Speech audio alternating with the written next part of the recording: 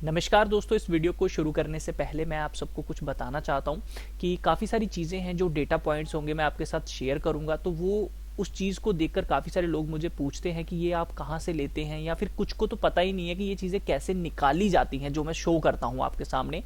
तो मैं आपको बताना चाहूँगा कि डिस्क्रिप्शन में आपको एक वेबसाइट है समझ आया क्या .in। ये मेरी ऑफिशियल वेबसाइट है। पर्सनल यूज़ के लिए मैं कुछ गवर्नमेंट जॉब्स के लिए यूज़ करता हूँ। तो इस पे ही मैंने एक पेज बनाया हुआ है स्टॉक मार्केट डेटा। जब आप समझ आएगा .in पे आएंगे, शेयर मार्केट डेटा पे क्लिक कीजिएगा तो जितना भी सोर्स, चाहे वो हिस्टोरिकल डाटा, कुछ भी इस वीडियो में मैं आपको बताऊंगा, वो सारे लिंक्स आपको यहाँ पे मिल जाएंगे। ठीक है, तो करंटली हम बात करने वाले हैं J&K बैंक के बारे में। इसमें लगातार एक तेजी बनी 16 रुपए से और 27 रुपए तक ये गया, और उसके बाद आज दूसरे के तीसरे 2 दिनों के बाद, मतलब आप कह सकते हो इसमें तेजी जो है वो थमी, और एक सर्किट जो था वो नीचे की तरफ हमारा 23 रुपीज का लग गया।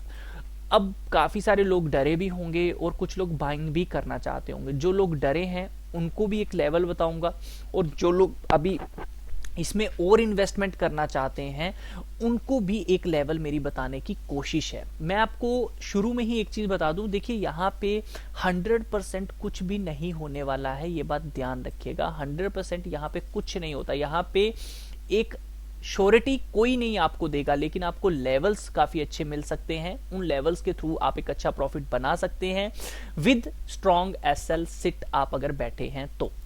अब बात करना चाहूंगा J&K बैंक की सबसे पहले टेक्निकल बेसिस पे। तो टेक्निकल बेसिस पे ये स्टॉक क्या कहता है, देखिए टेक्निकल बेसिस पे जो मैं मानता हूं, आप अगर इसे देखेंगे तो ये एक चैनल पैटर्न में चल रहा है। ठीक है, ये चैनल पैटर्न को इसने नीचे की तरफ तोड़ा था, बट अब ये इस चैनल पैटर्न को कहीं ना कहीं बाहर निकलने की इसने यहाँ पे कोशिश की थी, जो कि लेवल था हमारा नियर अराउंड 24.25। अगर इसके ऊपर ये कुछ दिन ट्रेड कर जाता तो आपको सेकंड टारगेट 29, उसके बाद 31 से 34 के बीच में ये ट्रेड कर सकता था, और लेकिन ये वहां तक पहुंचा ही नहीं, उसके पहले ही नीचे आ गया। दोबारा से ये इस चैनल में वापिस आने की कोशिश कर रहा है। तो अगर हमें यहाँ पे बाइंग करनी है तो कहाँ करनी है, सबसे पहले हमें वो लेवल फाइंड करना बहुत जरूरी है। तो दोस्तों मैं आपको यहाँ पे बता दूं कि जो मेरे हिसाब से एक अच्छा लेवल यहाँ पे बनता है, तो आप लोगों को ये जो जोन है, ये जो एरिया है, आपको इसके अंदर एक बाइंग करनी चाहिए, क्योंकि यहाँ पे इसको अगर पार करने में दिक्कत आई थी तो याद रखिएगा इसको अब नीचे जाने में भी यहाँ पे दिक्कत आएगी। तो यहाँ पे सबसे पहले आप एक प्राइस नोट कर लीजिए कि यहाँ पे 18 रुपये 52 पैसे, 18 रुपीज 50 पैसे से लेके आप लोग 20 रुपीज 50 पैसा के बीच में अगर ये स्टॉक आपको मिलता है तो आपको इस जोन के अंदर बाइंग करनी चाहिए। अदरवाइज अगर आप होल्ड करके रखे हुए हैं पहले से तो आप उसको होल्ड करके रखिए, और क्वांटिटी बिल्कुल भी ऐड करने की जरूरत नहीं है। आप 29 रुपीज के टारगेट के लिए जाइए, 31.24 के टारगेट के लिए जाइए, 34 32 के टारगेट के लिए जाइए, और अगर ये इसके ऊपर निकला तो आपको सीधा डायरेक्टली 44 रुपीज का टारगेट दे जाएगा आराम से। ठीक है, तो ये इसके कुछ टारगेट्स हैं। अब बात आती है कि जिन्होंने और ऐड करना है वो कहां करें, तो मैं आपको फिर से बता दूं, 20, देखिए आप 20.70 से ऐड अप करना शुरू कीजिए, और 18.5 तक आपको ऐड जो है वो करना होगा। मैं इसके पीछे रीजंस भी बताऊंगा।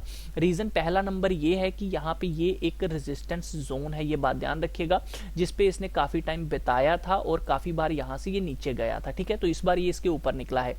अब मेरे हिसाब से आपको अगर लॉन्ग टर्म खेलना है, देखिए छोटा सा स्टॉक है, अगर आप 500 क्वांटिटी भी लेते हैं तो ज्यादा अमाउंट नहीं बनता है। तो मेरे हिसाब से आपको एक लॉन्ग टर्म स्टॉप लॉस जो है इसका एक 14 रुपीज का लेना चाहिए। मेरे ख्याल से ये रिस्क जो है काफी अच्छा है। अगर आप 20 रुपीज से बाय कर रहे हैं तो 6 रुपीज का रिस्क लेके आप 44 रुपीज का टारगेट तकरीबन ले रहे हैं यहाँ पे, यानी कि डबल 3 गुना टारगेट आपको यहाँ पे मिल जाएगा। आप 34 तक का भी अगर टारगेट ले लेते हैं तो काफी अच्छा आपके लिए यहाँ पे रह जाएगा। तो मेरे हिसाब से जो एक बाइंग एरिया है वो यही एरिया होगा कि आप इसे 20.60 से लेके 18.61 के बीच में बाइंग कीजिए। इसके पहले बिल्कुल भी बाइंग करने की कोशिश ना करें।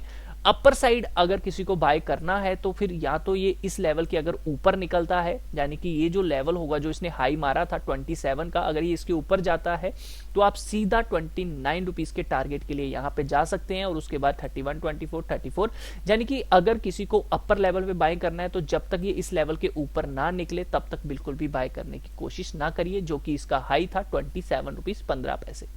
ठीक है, इसके ऊपर क्लोज करना चाहिए, 1 आवर तक सस्टेन करना चाहिए, तभी आपको बाइंग करनी है। ये तो हो गई टेक्निकल बेसिस पे बात जो हमने देखी है।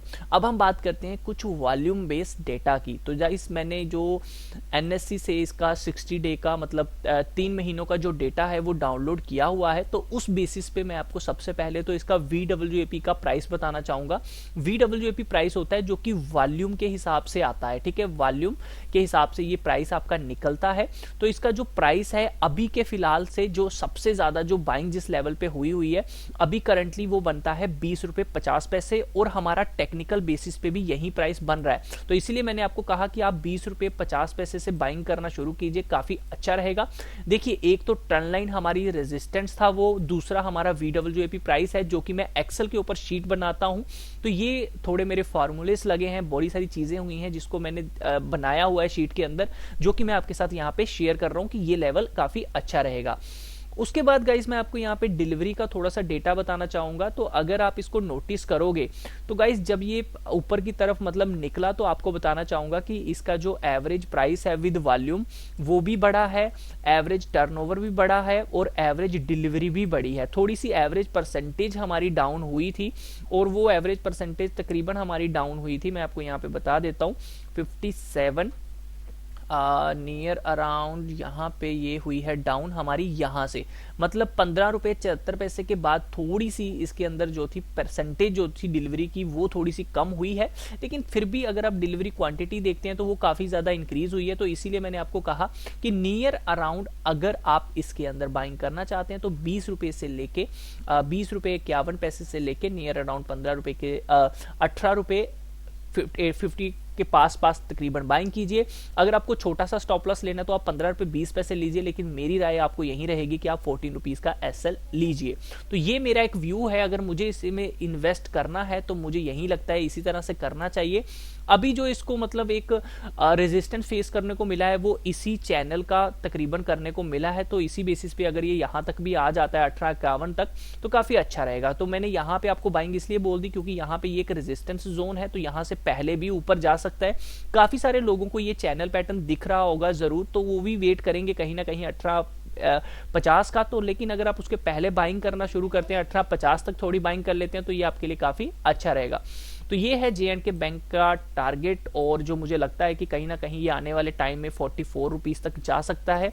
तो इसके अंदर एक रिस्क जरूर लेना चाहिए हमें 14 रुपीज का एसएल लगा के, और 44 रुपीज का टारगेट आपको आराम से मिल सकता है। तो ये मेरा व्यू है, मेरी स्टडी है, मेरा पर्सनल एक्सपीरियंस है जो मुझे बता रहा है।